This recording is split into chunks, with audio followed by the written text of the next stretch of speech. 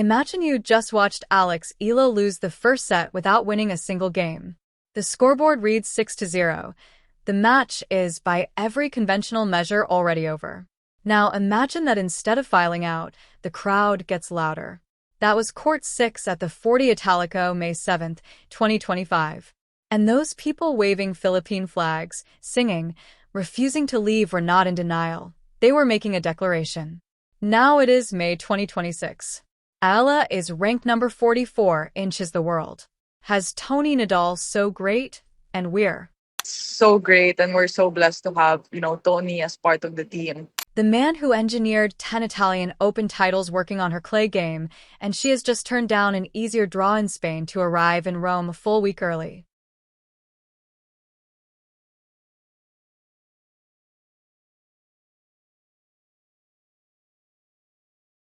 What happens on that red dirt over the next 2 weeks will tell us whether the fans who never left were right all along. The last time Alex Eala stood on this clay, she was demolished 6-0, 6-1 by Marta Kustuk. A loss so complete became a headline about its own finality. She returns in 2026 ranked 30 places higher with her 2026 clay record sitting at 2-3 and with the architect of the greatest clay dynasty in tennis history now sitting in her coaching box. This week she withdrew from the WTA 125 Catalonia Open, a tournament where she was the number 3 seed not because she was injured, but because Rome called louder. She is already on the 40 Italico courts practicing. The draw for the Italian Open opens May 5th. She did not wait for it to arrive. She beat it there. Here is the tension that no amount of fan devotion can dissolve. Alex Eala, by her own honest admission, prefers hard courts. She said it herself in Rome last year. I think personally I definitely prefer hard courts, and the numbers have not argued with her. In 2026, her 3 clay losses came against Leylah Fernandez, Elle Marins, and Karolina Muchova. The first set scores in those matches were 1-6, 2-6, and 0-6 respectively against elite clay specialists. She has not yet found an answer. Tennis 365 put it plainly after her Madrid loss on April 25th. Eala has dropped 5 matches this year in which she won 5 or fewer games combined. That is not a fluctuation.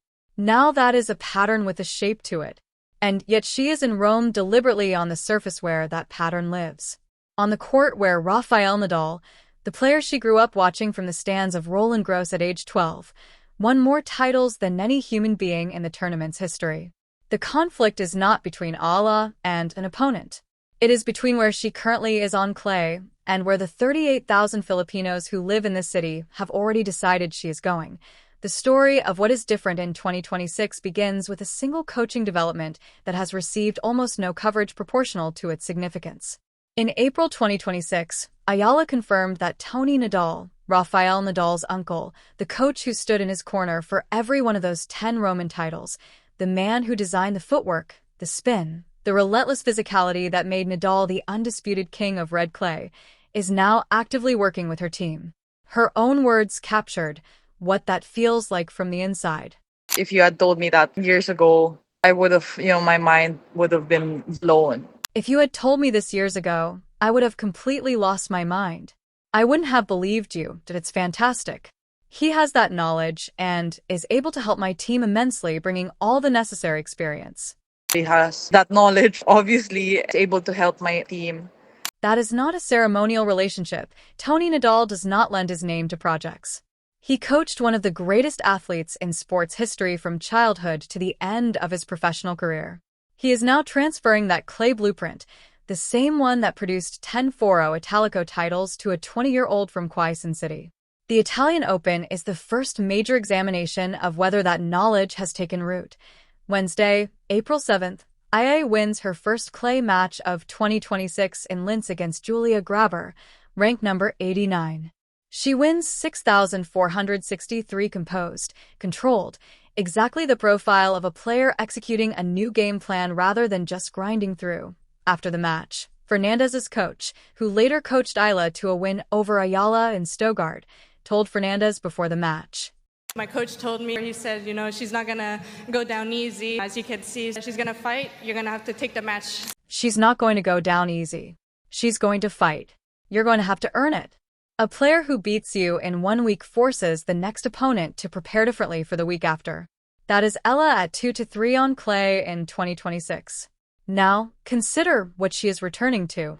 Not just the surface, but the community. Rome is home to approximately 38,000 permanent Filipino residents. Not visitors, not tournament week arrivals, permanent residents. The second largest non-Italian ethnic community in the Italian capital. According to Statista's 2025 data, across Italy, 156,317 documented Filipino legal residents call this country home. The Lazio region, which contains Rome, holds over a quarter of them. When Eala arrived in Rome for the first time in 2025, her honest reaction to what she found was, "I didn't expect such a big Filipino population here in Rome. But even just walking the streets, I've run into Filipinos 5 times already. When walk in the streets, when you're seeing another Filipino, it's such a blessing, of course, to have such a big community. So many places feel like home because of that." She said that before she'd even played a match, before the bagel, before the flags on Court 6, put yourself in the position of a Filipino living in Rome. On May 17, 2025, you've worked in this city for years, building a career in a country that did not build itself around you.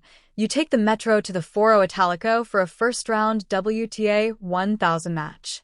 The score goes to 6-0 in the first set. Every instinct shaped by conventional sporting culture says to leave quietly and avoid the embarrassment.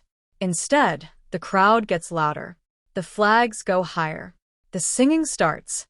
The video of that moment posted by ABS-CBN Sports captioned, "Despite the loss, Filipino fans at Court 6 still showered Alex Eala with love spread across every Filipino social media feed within hours. Not because it was a victory, because it was something more durable than victory. It was a community announcing that their investment in this player does not run on results alone." That was 2025. Now trace what has happened since that moment. A year-end ranking of number 50, a career year-end high, a number 29 career peak in March 2026, the highest any Filipino woman has ever been ranked in WTA history. A win over Egonth, a WTA 1000 semifinal, a viral Spanish-language post-match interview at Madrid 2026 that reminded the tennis world she's a player who can command a crowd in 3 languages simultaneously. The fans who stayed on Court 6 for a 6-0 loss in 2025 were not delusional. They were early. In April 2026, after Eala's 2-6-1-6 loss to Mertens in Madrid, a man with the standing to contextualize that scoreline sat down on his podcast and said something that every panicking fan needed to hear. Greg Ruzecki reached a career high of world number 4. He played in the final of the 1997 US Open. He has spent the years since as one of the sharpest analytical voices in the sport, covering clay seasons specifically through the lens of someone who competed against the best clay players of his generation. When Ruzecki speaks about a surface struggle, he is not guessing, he is diagnosing. This is his diagnosis on Alex Eala's clay record delivered directly and specifically in the week before she arrived in Rome. Being at the academy with Rafa on clay, he spent a lot of time with her, so she knows what to do. It's going to be harder for people to hit a hole through her on clay. It's going to be much more physically combative. He then placed her trajectory in a broader cultural register that stopped the tennis conversation entirely. She's like Manny Pacquiao. Anywhere around the world where there are people from the Philippines, they're always talking about her. Automatically, her matches sell out. She opens up a marketplace. People just love her. I'd love to see her crack the top 20. When a 1997 Grand Slam finalist reaches for the name of Manny Pacquiao to explain what Alex Eala means, he is not making a tennis comparison. He is recognizing Aeon's generation cultural convergence between an athlete and a nation. Pacquiao did not just win fights. He gave millions of people a reason to feel seen in a world that often looked past them. Ruzecki with a career's worth of experience. Identifying which players move markets and which merely move ranking points is placing Eala in that register with the 40 Italico as the stage. The Italian Open runs from May 5th to May 17th. After that, Eala has entered the WTA 125 Parma Ladies Open, which runs May 12th through May 18th. A deliberate overlap that signals this is not just one tournament, but a clay court immersion program leading toward a single destination, Roland Garros, late May 2026, where she is already confirmed in the main draw. Every match Eala plays in Rome is not just a result. It is a data point in the most consequential question of her 2026 season. Can Tony Nadal's coaching translate into wins against elite clay opposition before the French Open draw is made? The Italian Open is a 96-player WTA 1000 field that includes Aryna Sabalenka, Coco Gauff, Egan Tech, and Elena Rybakina.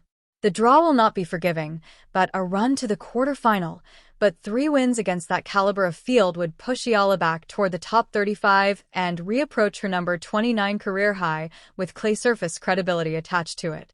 For the 38,000 Filipinos who live in Rome and will not need to book a single flight to see this happen, the stakes are not about ranking points. They are about something that took generations to build: visibility.